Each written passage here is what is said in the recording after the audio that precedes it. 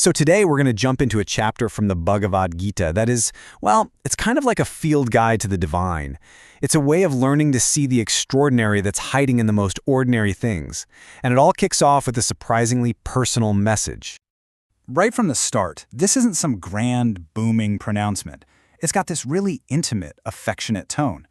Krishna isn't some distant god in the sky here. He's a friend talking directly to Arjuna, basically saying, hey, listen up. I'm sharing this with you because you're dear to me, and this is for your own good. This completely frames what's about to come, not as a lecture, but as a gift. Something given straight from the heart. So this whole teaching, it actually has a name, Vibhuti Yoga.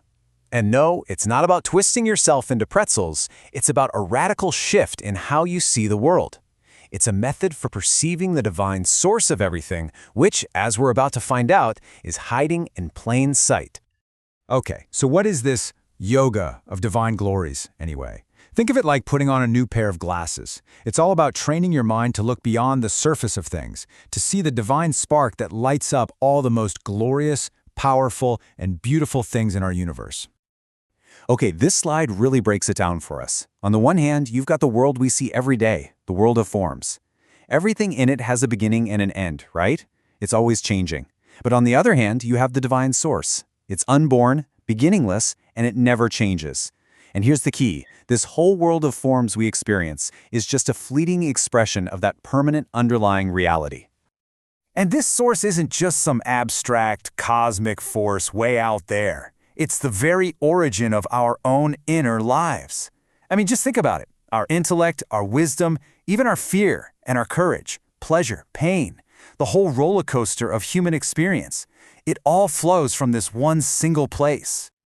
So after hearing all this, something really clicks for Arjuna. There's a major shift. He's not just a passive listener anymore. He becomes an active seeker. And he asks for something very, very specific. You can just feel it, right? Any doubt Arjuna might have had, it's just gone. He is 100% on board, saying everything you're telling me, I believe it's true. And it's from this place of total trust that he's able to ask the one question that really just changes the whole game. And this is the question, the big one. It's so practical, but also just incredibly profound.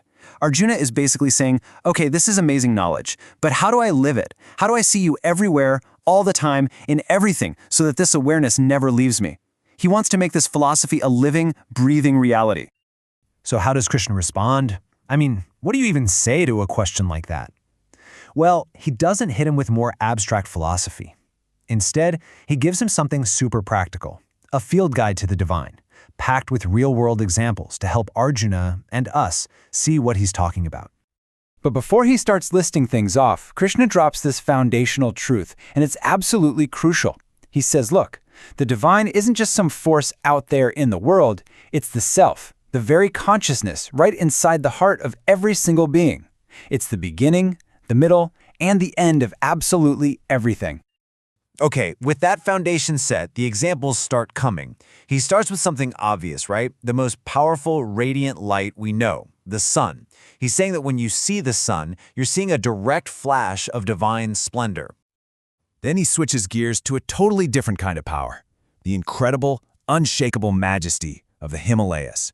This represents that divine stillness, that deep stability, that eternal presence that never, ever moves. And it's not just in nature either. It's also in the best of humanity. So he points to Rama, the ideal warrior, the perfect king, as the embodiment of divine virtue, discipline, and doing the right thing.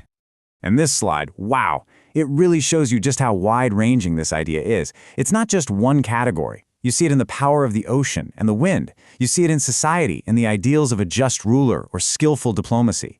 And you even see it inside our own minds, in wisdom, in silence, in the science of the self.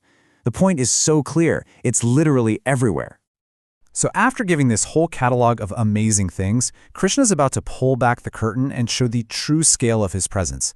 And honestly, this next part is, well, it's a total mind-bender. And this is where the perspective just flips completely on its head. Krishna says that every single glorious, prosperous, or powerful thing you can possibly imagine, the sun, the mountains, the greatest heroes, you need to know that all of it has sprung from just a tiny, tiny fraction of my splendor. They're all just sparks from an infinite fire. So he takes this massive, cosmic idea and boils it down to one single, staggering concept. He's about to tell us how just one piece of himself relates to, well, to everything. I mean, just take a second and let that sink in. With just one single piece of his being, the entire universe, every star, every galaxy, you, me, everything, is held up. It's a statement of such unbelievable scale it's almost impossible to wrap your head around. Okay, so what do we do with all this? What's the big takeaway here? Well, the point isn't to go and memorize a big long list. It's about being handed a new lens, a practical tool you can use to completely change how you see your world every single day.